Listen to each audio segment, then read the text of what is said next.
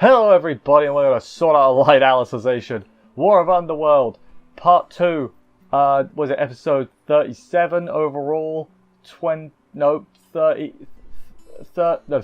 of Alicization, 13 of War of Underworld, and episode 1 of part 1. I think I got that alright, hopefully I did. But yeah, we returned. It's good to be back. Leafa,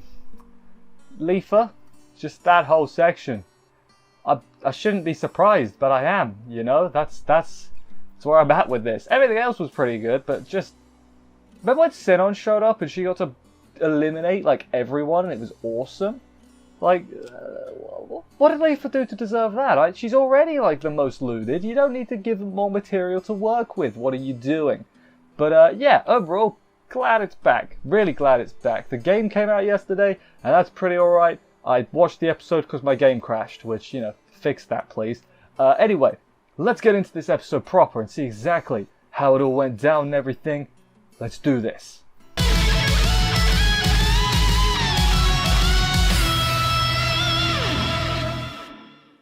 We pick up where we left off at the end of the last episode, whenever ago that was. 6 months ago was that? Blimey, that was a long time ago. Sinon's just shown up and wrecked everything. That's pretty damn good. Then we get the new opening.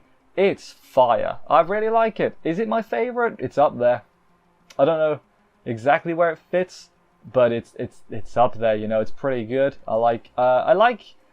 Weirdly enough, I don't think the not the animation quality, but like I was expecting more from the actual like video aspect of it. It was still good, but I don't think the song's great though. The song is great. I'm not gonna. I don't. Maybe I'm being a bit harsh. It was good. It was good. I did like it. I did like it. Back to the episode though, right? Up ahead, abandoned ruins where they can fight more people. Basically, have a good one. Basically, Sinon is the goddess Solus, which would make Leafa Terraria. I don't think I actually say it this week, but I'm just going to say it now. She's Terraria, the other one. You know, Asuna and Sinon, the other two. That's process of elimination. Whatever. Sinon meets Ronnie and Tease and sees the state of Kirito in. Ronnie has a funny comment which is like, another one. Why does he all know lady? Why does he only know girls? This is so weird. What's going on? And you know what? Fair enough. She has a good point.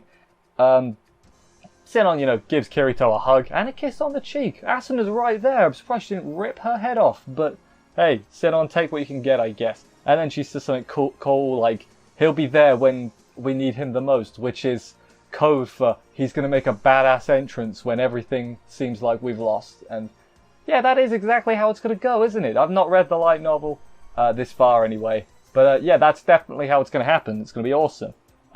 Then we learn Sinon can fly, which is baffling to me. Why would you give the flying to Sinon and not Leafa? Like, surely just logic would dictate, of the three of them, Leafa should be the one that can fly. Like, what are you doing, Reki? Like, that just makes sense. But no, yeah, Sinon can fly, and Asuna says, hey, go after Alice, which basically spoils, well, I think it spoils what's going to happen in the fight over there, which we'll get to when we get to. But yeah, basically Sinon, go after that. Then we go to the orc leader, whose name is, I wrote it down, Lil Pillin. Lil Pillin. He's cool though, so I'm not going to like make fun of him. Although I definitely did write Pigman in my notes until he was like, all the humans call us Pigmen, it's an insult. And I'm like, okay, I'll change it now, letting you know.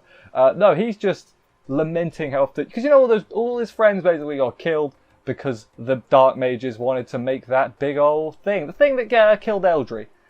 He was like, why do all my people have to die for this? I say all his people, it was just that one that he liked, you know. The rest of them too, but mostly that one. And then Leafa shows up. My notes just say when suddenly Leafa, she just plops on down and proceeds to be just the most pleasant person to Lil Pillin. He's just really confused about everything. He's like, hello? Like, what? Why aren't you scared? And she's just like, why would I be scared? You're a regular old person, you know? What's up? You look a little different, but hey, oh, whatever, you know? Be like Leafa is the lessons I can learn. For this part, don't be like Leafa for the second part unless that's what you're into. But yeah, she's really pleasant, as I said.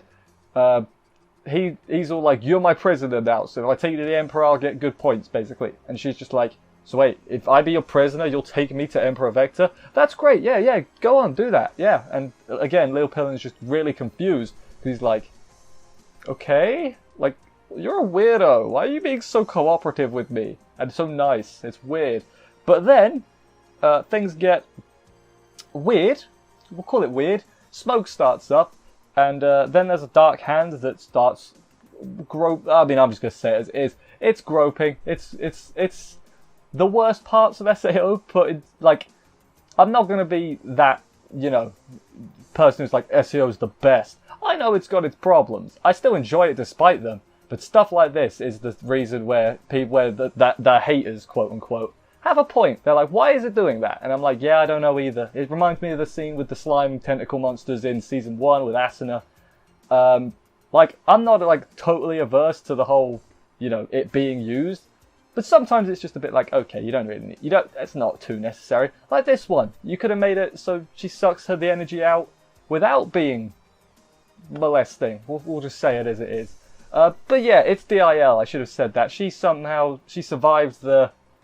Was it the orbital laser? No, it was just after. Because Eldry it was Alice's revenge attack for Eldry. She's just survived that. And she was hiding in the ground, I guess. And she's sort of got dark energy around her.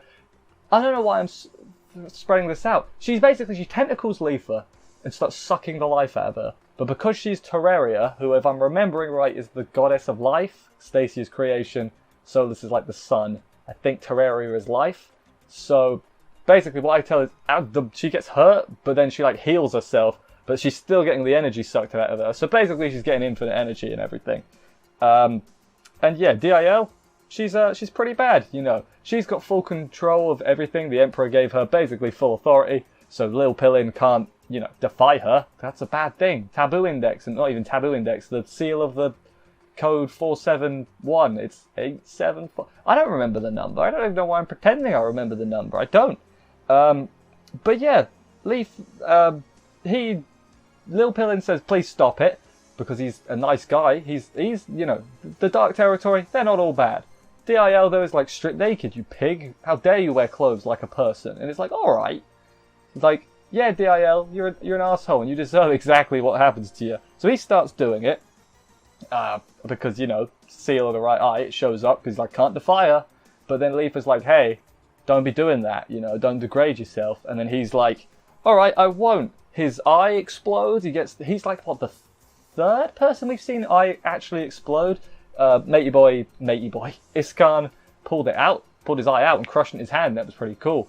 But Lil Pillin's eye explodes and he takes a swipe at DIL, scratches her legs, which causes her to be an idiot, we'll say. I guess she didn't know Leafa's true power. But yeah, she like lets Leafa go because she's so pissed off that this pig has just attacked her, has just dared touch her. She's like, I'm going to destroy you now. But then she loses both of her arms just like that because Leafa has got the sword now and she's strong. At least she has all the technical stuff aside, at least she had a sort of cool scene where she obliterated DIL, which, hey, everyone wanted to see that because nobody likes DIL. And if anyone says they do, they're lying. That is exactly it. Leafa, you know, she cuts her arms off, then obliterates her, like that guy in the first Resident Evil movie with the lasers, the guy gets like chopped up. Like that, basically. So, yeah, Lil Pillin, good guy. That makes, what, 2 Dark Territory people, 2 out of 10, that are like, nah, we like the humans more than you, basically.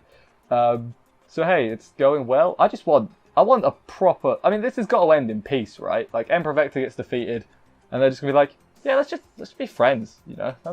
That's what I see happening. Is that too idealistic? That's how it should be. It should be a happy, let's be friends ending.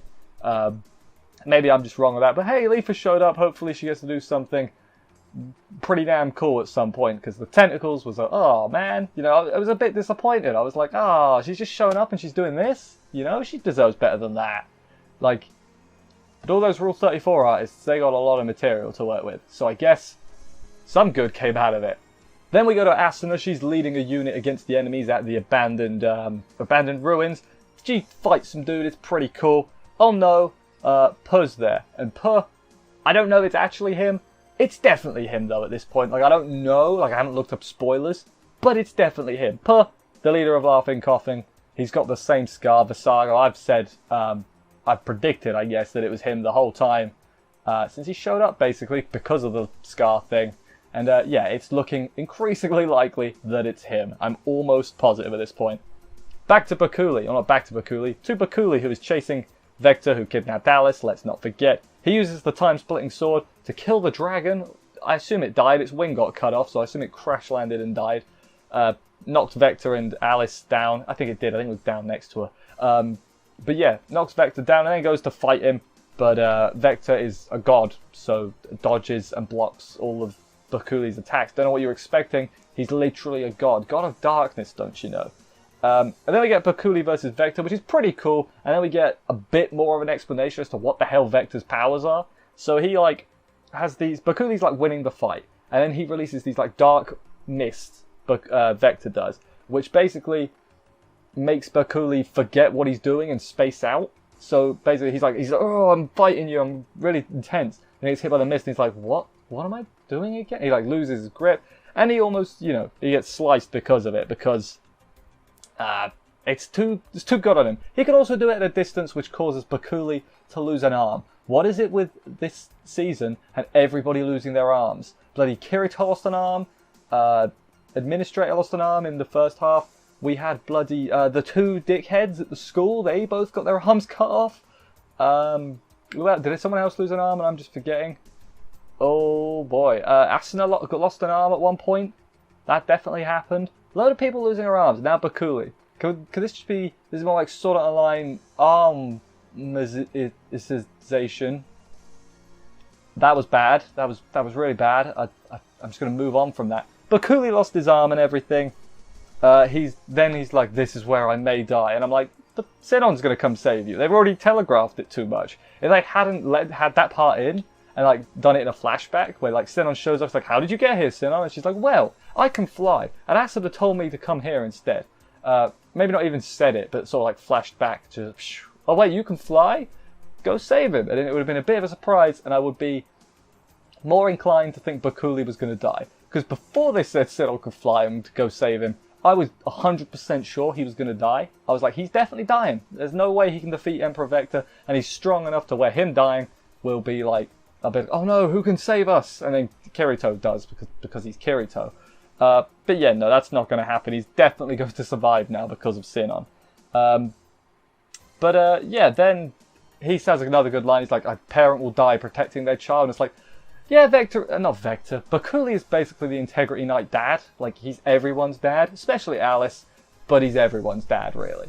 So, yeah, it's gonna suck when he dies. I don't believe... If he actually dies now after I've, you know, talked a lot of crap, I'll be like, oh, they double got me. They made me think he was gonna die, and then made me think he wasn't gonna die, and then he actually died, you know? That would be a triple got. I don't think that's gonna happen, though, somehow. But yeah, then he's about to fight, you know, Vector. We don't get to see the end of that fight in this episode. Saving it for next week, I assume. Then we go to Asuna, who at first I thought was doing quite well, and then she turned around, you just see these mountains of bodies, and it's like, maybe she's not doing too well. And mountains of bodies, and then like the enemy approaching. It's like, that's a lot of them, you know. But then a blue light comes down, and I don't know why Asuna was worried, you know. They came down with a red light, which means they're bad guys. Blue light clearly means good guys. If you've never played any multiplayer game ever, Asuna, blue light is obviously good. Blue light comes down, there's a mysterious figure who does a whirlwind tornado thing and kills like 80 dudes at once. It's pretty cool. Who is that mysterious figure? It's bloody Klein. Awesome. It took... How many episodes? Are we on like 70, 80 episodes? We're on a lot of episodes, and Klein finally did something that was actually really cool. Like, Klein's had his little moments. He's never had something that's like, yeah, damn, Klein, you're really cool. The tornado thing was cool, Klein, you're awesome. And he's leading the charge, too. Not Aegil leading the charge, not the girls. Klein. That's important, because Klein is the bro we all need, but we all don't deserve. I don't know what I'm saying. I think Klein's pretty underrated, personally. But yeah, then she looks up. Oh no, there's like 12 more lights. I didn't count them. 20 more lights. It's probably going to be the people... Somehow I've got this feeling that all the lights are going to be the people that we know and no one else. Although actually there was a load of people we didn't know in the town meeting. There's probably going to be people we don't know as well.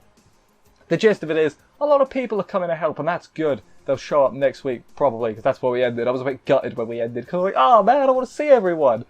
But yeah, that was the end of the episode.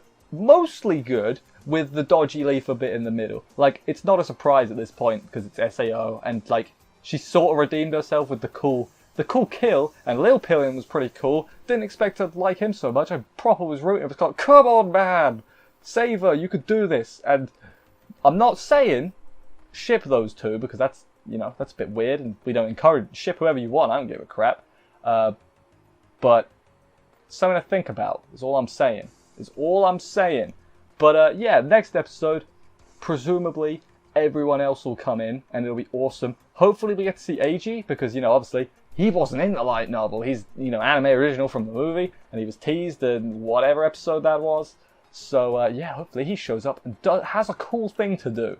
It'd be weird if they just put him in and then didn't use it, you know? So, hopefully he gets a cool moment, at least. I think it's going to be cool, whatever. I mean, I'm literally the target audience for this. It's like the final battle, everything's coming together, all the people are going to team up. Didn't mention it before, but in the opening, there's like parts where it's like the old characters and then the Integrity Knights, like back to back in the real world. That was pretty damn cool. Like, I like that they're all sort of getting equal billing in a way. Like, I like that everyone's coming together, and it's pretty cool. I like it a lot. I know I'm literally, as I say, SAO's got its problems, but it knows how to do hype. It knows how to do hype really well, and this is hype. I'm excited. I'm glad it's back. I'm really glad it's back. Anyway, I think I'll wrap this up here because I've ran out of things to talk about. But it was a good episode overall.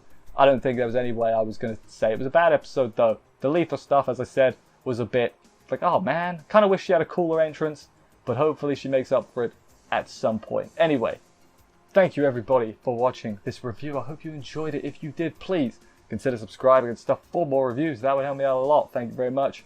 I will see you next week for another episode of this. Take care, and bye guys.